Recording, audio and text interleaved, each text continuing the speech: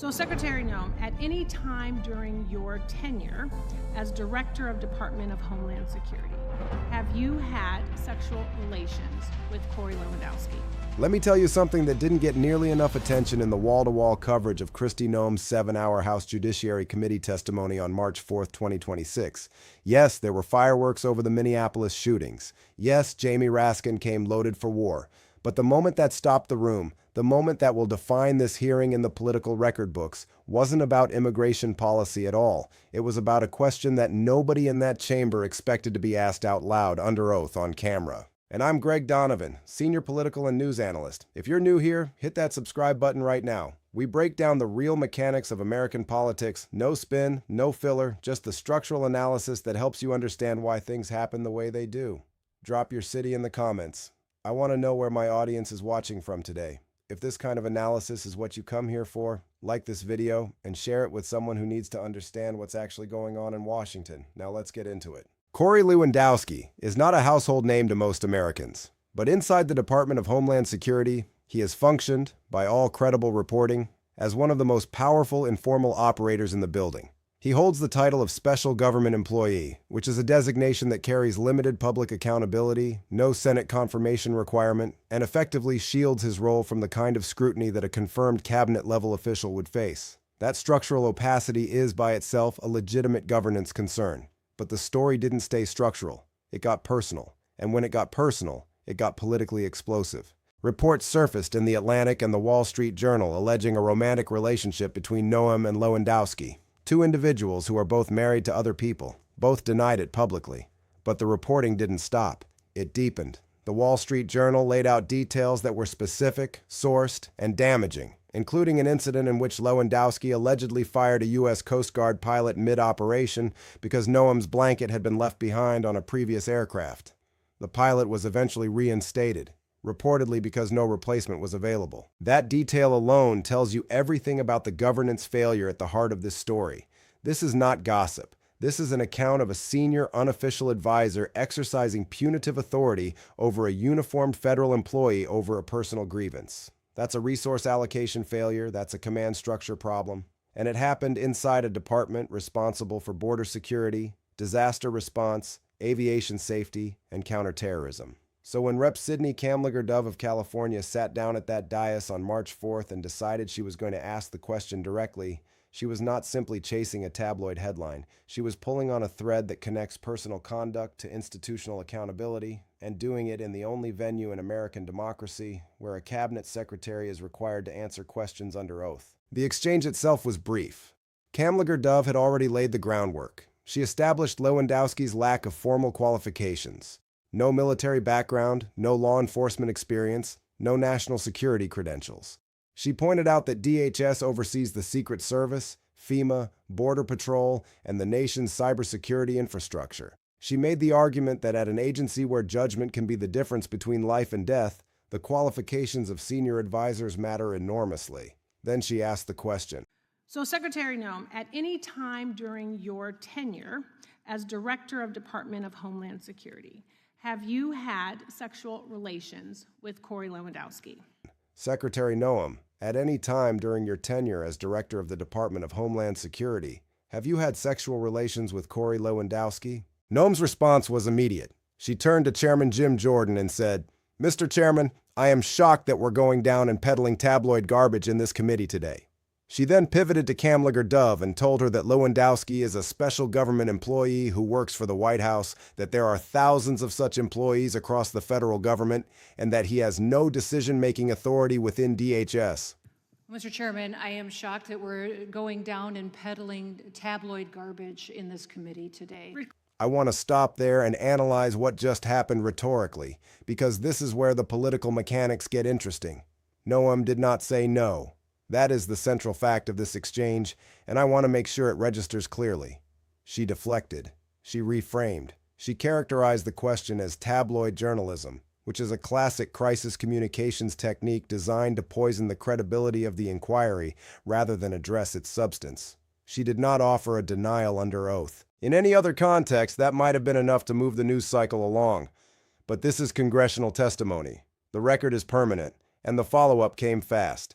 Rep. Jared Moskowitz of Florida, a Democrat, pressed her again shortly after. He offered her what he framed as a second opportunity to answer directly on the record. Noem responded by saying the tabloids being cited were insane. Moskowitz pushed further. So it's a no?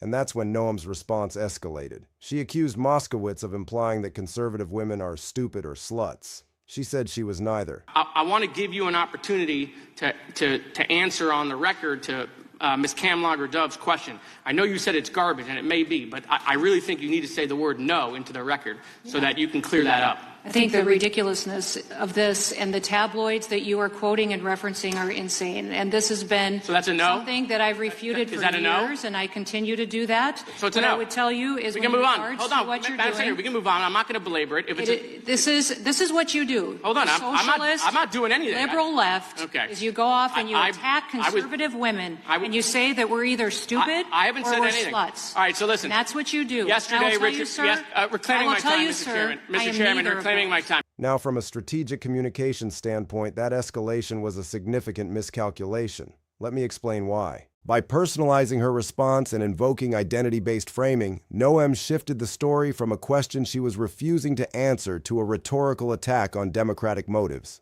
That is a familiar playbook. It's the same move politicians use when they want to change the subject without appearing to change the subject. But in this case, it did not work because the original question had already been asked and preserved in the record. There is also a secondary political problem embedded in that response. The moment Noem invoked the stupid or sluts framing, she handed Democrats a new clip, a new headline, and a new line of attack. She didn't neutralize the damage. She compounded it. That is a textbook example of what I call a reactive escalation failure. When a political actor, under pressure, takes a defensive action that creates more exposure than the original threat. Now let me give this story the structural context it deserves, because there's a larger governance issue underneath all the drama. Special government employees exist across every administration. They serve important functions. They bring outside expertise into federal agencies without the burden of full-time permanent employment. That's a legitimate design, but the system depends entirely on proper oversight to prevent informal power from accumulating in ways that distort institutional operations. What the reporting on Lewandowski describes is a scenario in which that oversight either failed or was never applied. He was reportedly functioning in practice as Noem's de facto chief of staff. The Wall Street Journal noted that President Trump himself blocked a formal appointment to that role due to concerns about the alleged relationship. So what happened instead is that Lewandowski retained the influence without the title, without the accountability structure, and without the Senate confirmation that would have brought public scrutiny. That's a governance design failure, and Kamlager-Dove's questions were, at their core, about that failure, dressed perhaps strategically in the most politically combustible clothing available. From a media narrative standpoint, the Democrats on this committee understood exactly what they were doing. The 7-hour hearing covered a vast amount of policy ground. The DHS shutdown, the Minneapolis shootings, the luxury jet, the $220 million ad campaign, unlawful detentions of American citizens. Any one of those issues is substantively serious. But the Lewandowski exchange was the one guaranteed to generate the clip, the share, the headline, and the social media engagement. That's not an accident. That's intentional narrative architecture. And it worked. The clip circulated widely. Coverage on X, formerly Twitter, exploded within hours. Aaron Rupar, Scott MacFarlane, and several high-traffic political reporters had the clips posted with tens of thousands of views before the hearing had even concluded. That is a well-executed media pressure campaign. You may agree or disagree with the tactics, but you cannot argue with the execution. Now I want to address what some analysts have characterized as an inappropriate line of questioning. There is a legitimate argument that a congressional oversight hearing should stay focused on policy, governance, and institutional conduct rather than personal relationships.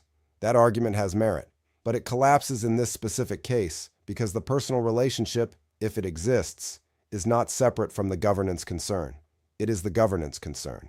If a cabinet secretary is exercising preferential treatment toward a senior advisor because of a personal or romantic relationship, that is a conflict of interest. If that advisor is accruing decision-making power inside a federal agency without proper authorization, that is an accountability problem. If a uniformed federal employee was punished because of a personal incident involving that advisor, that is a potential abuse of authority. All of those are legitimate oversight issues. The personal question was the most direct route to the institutional answer. What Noem needed to do, from a pure crisis management standpoint, was simple. A direct denial under oath would have ended the line of questioning immediately. It would have put Democrats in the position of either accepting her answer or making an extraordinary claim that she perjured herself.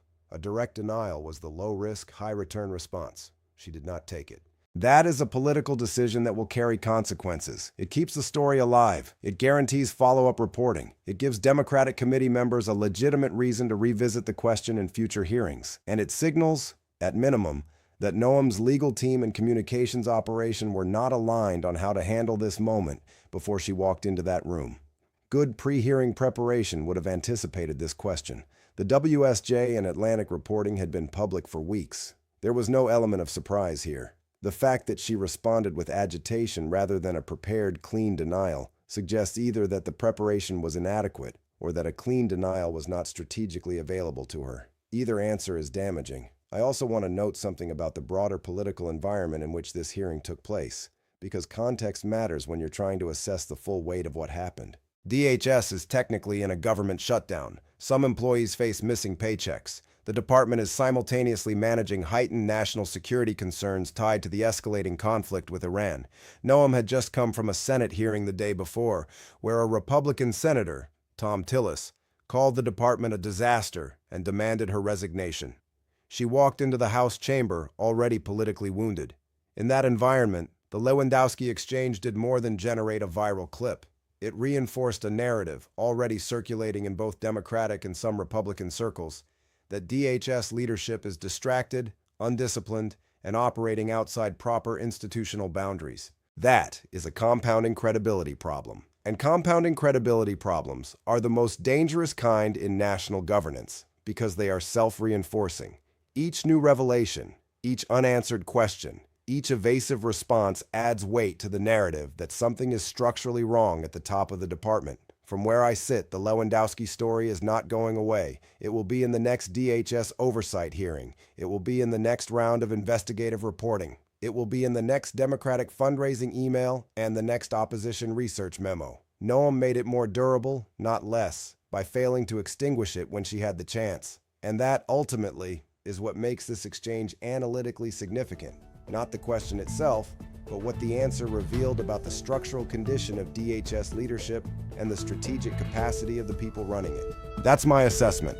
I'm Greg Donovan. If you watch this all the way through, do me a favor. Hit that like button, share this with someone who's following the DHS story, and drop your city in the comments. I read everyone. Subscribe if you haven't already, because we are going to stay on this story as it develops, and you do not want to miss the follow-up.